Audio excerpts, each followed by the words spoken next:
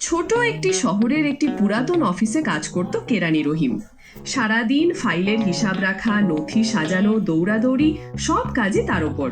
ঘাম ঝরতো, হাত পা ব্যথা হতো, কিন্তু বেতন ছিল সামান্য। অফিসের বস ছিলেন কামাল সাহেব। তিনি প্রতিদিন পরিষ্কার জামা পরে আরামে চেয়ার টেনে বসতেন। কখনো 2-4টে ফোন কল করতেন, কখনো একটু নথি দেখতেন, তারপরে দিন শেষ। অথচ তার মাসিক বেতন ছিল রহিমের তুলনায় অনেক গুণ বেশি। একদিন কাজের ফাঁকে রহিম নিজের মনটা চেপে রাখতে পারল না। সে বসের টেবিলের সামনে গিয়ে দাঁড়ালো।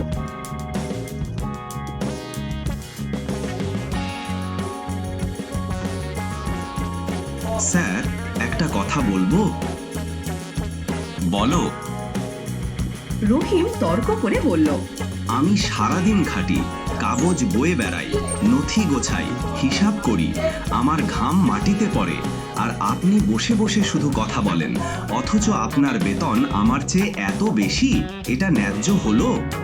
বস শান্ত গলায় বললেন, এটা বেতনের অন্যায় না রহিম, এটা হলো যোগ্যতার বিচার।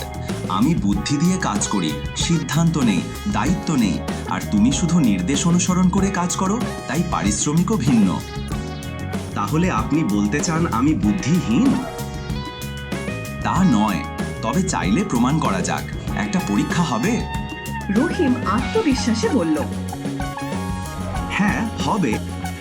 বস চেয়ার ছেড়ে দেয়ালের কাছে গিয়ে হাত দেয়ালে রাখলেন। রহিম ভাবল, এই তো সময় বসকে একটু মজা দেখায়। একটা জোরে ঘুষি মারলেই হবে। এখন তুমি আমার হাতে জোরে ঘুষি মারো। সে কিছুটা দূরে গিয়ে দৌড় নিয়ে প্রচন্ড শক্তি দিয়ে ঘুষি মারল। ঠিক তখনই বস তার হাত সরিয়ে নিল। ঘুষি গিয়ে পড়ল শক্ত দেয়ালে। রহিমের হাত ফুলে গেল, রক্ত গড়িয়ে পড়ল। বস শান্তভাবে বললেন, দেখ, এই কারণেই আমি বস আর তুমি কেরানি। সেদিনের পর রহিমের মনটা আরো ভারী হয়ে গেল।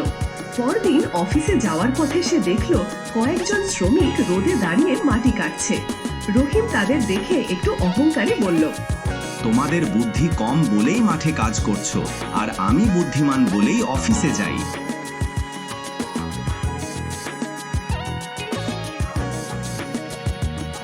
শ্রমিকরা কাজ থামিয়ে রহিমকে ঘিরে ধরল। একজন বলল, আমাদের বুদ্ধি কম আর তোমার বুদ্ধি বেশি, এটা প্রমাণ করতে হবে। আচ্ছা, তোমাদের মধ্যে কেউ কি আমার হাতে ঘুষি মারতে পারো? রহিম আগের দিনের ঘটনার কথা মনে করে বলল।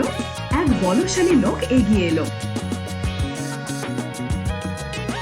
পারি, আমি পারি। রহিম চারদিকে তাকালো। এখানে তো দেয়াল নেই, কিছু নেই।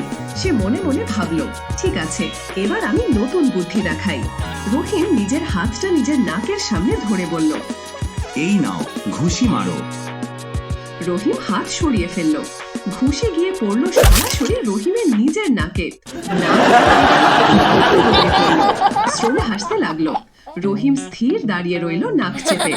শুধু বেশি কাজ করলেই বুদ্ধি হয় না, বুদ্ধি মানে সঠিক সময় সঠিক সিদ্ধান্ত।